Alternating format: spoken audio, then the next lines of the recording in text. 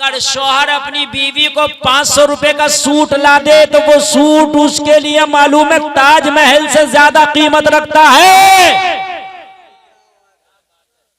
इसलिए कि उसके शौहर ने अपनी पसंद से लाके दिया है, अपनी हलाल कमाई से लाके दिया है। और हराम से तो ताजमहल भी खरीद दो ना तो खुदा की कसम वो किसी काम का नहीं है। अल्लाह अल्लाह, ये जहन में रख के चलो। मैं आगे बढ़ रहा हूं। तेरे नबी की जिंदगी दो तरह की भी है, नबी ने खाया भी और नबी ने पेट से पत्थर भी बांधा। ठीक है, खाने वाली जिंदगी पर नहीं, मैं पत्थर वाली जिंदगी पे चलना चाहता हूं। इन्हीं पत्थरों पे चल के अगर आ सको तो आओ, मेरे घर के रास्ते में कहीं कहकशा नहीं।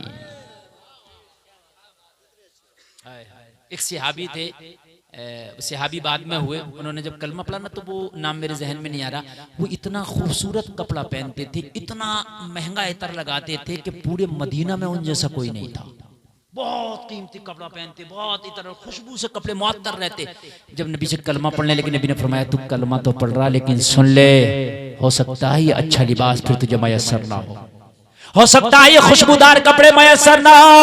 अर्ज करने लगे आका अब तो कपड़े और आतर सब कुर्बान है आपकी मोहब्बत पर, अब जो भी हो आका, अब तो मैंने ये मेरे सर पे बात सवार हो गई है कि कलमा पढ़ के दम लूंगा। मदीना वालों ने देखे कि जो सबसे कीमती लिबास पहनता था एक दिन फटे हुए कपड़े भी पहन के मदीने की गलियों में टहल रहा था। इन्हीं पत्थरों पे चल के अगर आ सको तो आओ, मेरे घर के रास्ते में कहीं कहकशा नहीं। बहुत से लोग कह देते हैं हजरत हम तो नेक काम करते हैं तब भी परेशानियां आ रही हैं, फला आदमी तो नमाज पढ़ता ही नहीं, वो तो बड़ा खुश है। तुझे पता ही नहीं है नेकों को क्या परेशानियां नहीं आती हैं क्या? ये किसने कह दिया कि तू नेक होगा तो परेशानी नहीं आएंगी? ये किसने कह दिया कि इमाम हुसैन से ज्यादा नेक है तू? हजरत इमाम हुसैन पे कितनी परेशानियां आई? क्या हजरत अबू बकर से ज्यादा नेक हो? क्या हजरत उमर से ज्यादा नेक हो? क्या मौला अली से ज्यादा नेक हो? हजरत उमर आधी दुनिया पे हुकूमत, पूरी दुनिया को, आधी दुनिया को फतह करके मुसलमानों के नाम कर दी किसने? हजरत उमर इब्ने खत्ताब ने। मालूम है कौम ने क्या किया? मस्जिद में जब मेरा उमर नमाज के लिए खड़ा हुआ तो खंजर मार के जख्मी कर दिया। अब कहते हो कि यार नेकियां करते हैं तो लोग बुराइयां देते हैं, देंगे, मगर इनकी बुराइयों से तुझे पीछे नहीं हटना। बुराइयों से अगर डर के पीछे हट गया तो मोहम्मद की गुलामी का दावा क्यों करता है? दावा क्यों करता है? अगर दावा है तो फिर परेशानियों से क्यों डरता है?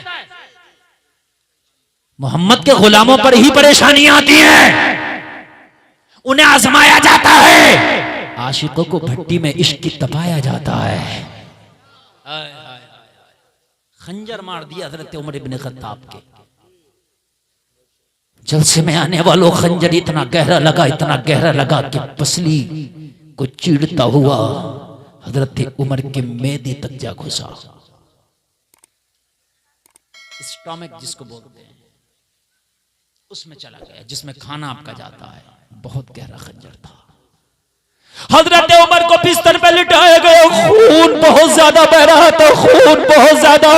हकीम को बुलाया गया, हकीम ने दूध में कुछ दवा मिला करके दिया हजरत उमर इब्ने खत्ताब को। हजरत उमर ने दूध पिया, जख्म के रास्ते से सारा दूध बाहर निकल गया, मैदा जख्मी हो चुका था। लोगों कितनी बड़ी नेकियां हैं कि मेरे नबी फरमाते हैं आसमान के सितारों के बराबर अगर किसी की नेकी है तो मेरे उमर की है। मेरे नबी फरमाते मेरे बाद अगर कोई नबी होता तो मेरा उमर होता। इतनी बड़ी नेक जात का नाम उमर है। एक मुदब्बिर का कहना है अगर एक उमर और होता तो पूरी दुनिया में मजहब इस्लाम होता। ये उमर है, जख्मी कर दिया, जख्मी कर दिया पहलू को। हकीम करीब आया, कहने लगा हुजूर मेरी हिकमत जवाब दे गई, विसाल का वक्त करीब है। हुजूर अब कोई दवा कारगर साबित नहीं हो सकती। हुजूर वक्त बहुत कम है, अगर कोई वसीयत करना हो तो कर दे। ये हजरत उमर इब्न खत्ताब से कहा जा रहा। और दुनिया की हबीश और दुनिया के माल की हबीश पालने वालों, जरा एक बार कलेजे पे हाथ रख के सुन लेना। वो उमर के जिसकी आधी दुनिया पे खिलाफत का सिक्का चलता था, वो उमर जिसने रोम और ईरान के एम्पायरों को धूल चटा दिया था, वो उमर जिसने मिस्र और ईरान पर अपने फतह का झंडा लहरा दिया था, वो उमर के जिस रास्ते से गुजर जाए शैतान भी रास्ता बदल दे, वो उमर सबने कलमा अपनी मर्जी से पढ़ा था। उमर ने मुस्तफा की मर्जी से कलमा पढ़ा था। नारे तकबीर, नारे रिसालत, उलमाए अहले सुन्नत मसलके आला हजरत फैजाने गौसुल वरा कॉन्फ्रेंस नबी ने दुआओं में उमर को मांगा था, दुआओं में उमर को मांगा था, तब उमर ने कलमा पढ़ा था। जलसे में आने वालों जरा गौर करना, हजरत उमर से हकीम ने कहा उमर वक्त बहुत कम है, अगर कोई वसीयत करना तो कर जाओ। आज हम भी मरते हैं, आपके यहाँ भी मरते हैं। हमारे तो मरने क्या हो गया, हमारे तो मरना भी मॉडर्न हो गया, हमारी तो जिंदगी भी मॉडर्न, हमारा तो मरना भी मॉडर्न। सही बता रहा हूं मैं, मॉडर्न हो गया मरना। मौत लोगों जिंदगी की लज्जतें छीन लेती है। अगर किसी का जनाजा और कब्र देखो तो अपनी मौत को याद करो। लेकिन हमारे यहाँ तो मौतें होती हैं, इधर जनाजे उठते हैं, इधर बिरयानी चलती है। थोड़ी नहीं चलती है, खूब चलती है। पता ही नहीं चलता कि किसी का वलीमा है, किसी का जनाजा है, खूब चलते हैं। और हम खूब खाते हैं।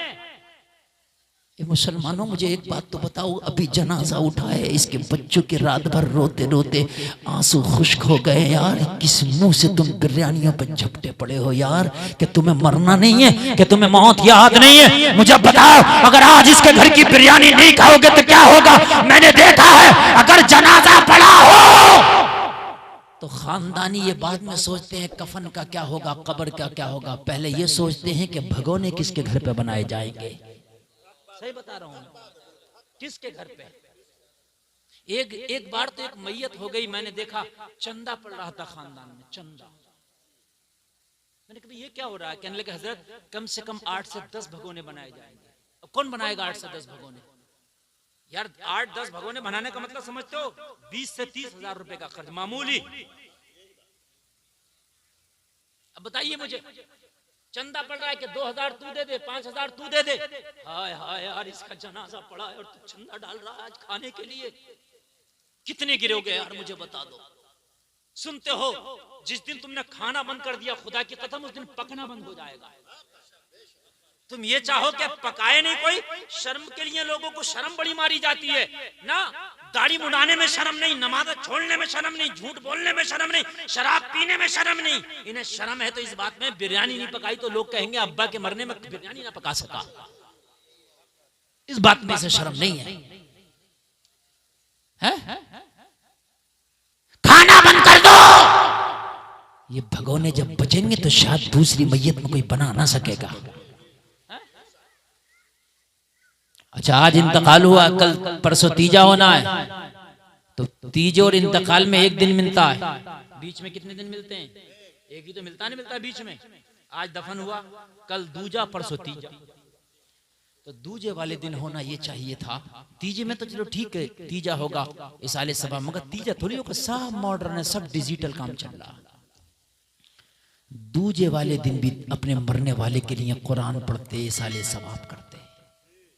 अभी अभी मरा है, इस पर कब्र, अभी अभी इसको कब्र मिली है, बड़ा सख्त मंजिल है। हाय हाय, बड़ी सख्त मंजिल है। इसे दूजे, मगर दूजे वाले दिन चलो मुरादाबाद चलो, बेटा मुरादाबाद जा रहा है, क्यों? चने लाएंगे, इतनी बिरयानी आएगी, इतना गोश्त का ऑर्डर दिया जाएगा, उतने उसमें मुनक्के पड़ेंगे, उतने छौरे पड़ेंगे, थैलियां भी ले आओ, डिजिटल पैकिंग हो रहे हैं, ऐसा तीजा हो रहा है। कुरान कैसा पढ़ रहा है ये पता नहीं है कि ये जितने कुरान पढ़ने वाले थे इन्होंने मजबूल पढ़ा के मारूफ पढ़ा, ये इससे कोई मतलब नहीं है। डिजिटल तीजा होना चाहिए, बेहतरीन बिरयानी, अच्छे चनों का इंतजाम होना चाहिए। अच्छी बिरयानी और अच्छे चनों से नहीं बख्शा जाएगा, होना ये चाहिए बेहतरीन कुरान पढ़ने वाले मेरे बाप के मरने में कुरान पढ़ेंगे।